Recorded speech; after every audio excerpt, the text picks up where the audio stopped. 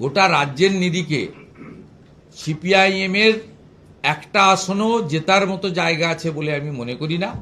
বরঞ্চ 294টার মধ্যে 290টা আসন এমন আছে যেখানে সিপিআইএম এর সিকিউরিটি মানি ফরফিট হবে, এটা আমরা আগে থেকে বলতে পারি। সিপিআইএম পার্টি মূলত তৃণমূলকে এখানে ক্ষমতায় রাখার কাজটা করছেন এবং 24-এর লোকসভা ভোট যদি আপনি বিশ্লেষণ করেন তাহলে দেখবেন কোনো মাইনরিটি মুসলিম এলাকায় সিপিআইএম ভোট পায়নি, তাহলে মোহাম্মদ সেলিম হারতো না।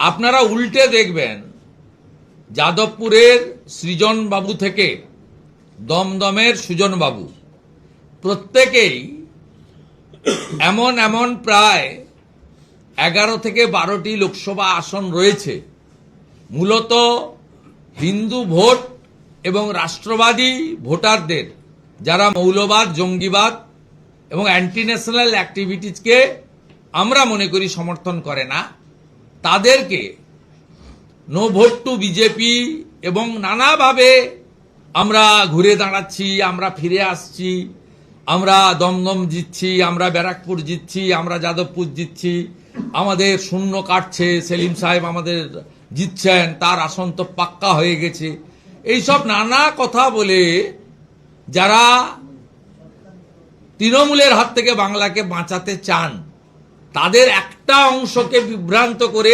6% ভোট কেটে আরো 12টা লোকসভা কেন্দ্রে তৃণমূলের জয় সুনিশ্চিত করেছেন।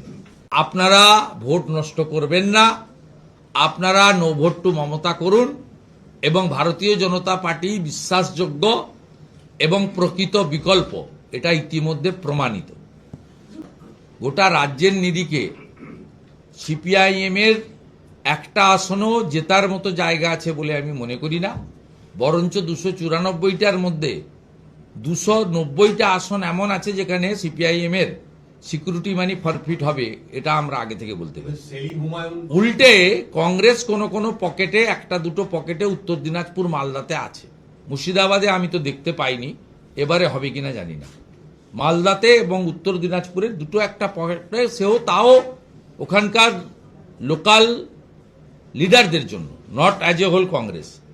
আর আমাদের যে পীর সাহেবের পার্টি আছে আইএসএফ, তারা এই চত্বরে আছে, ওনাদের অনেক শিষ্য টিষ্য আছে এই ভাঙড় টাঙড় পাশাপাশি, এই দুটি একটি জায়গায় তাদের দেখা টাকা যায়।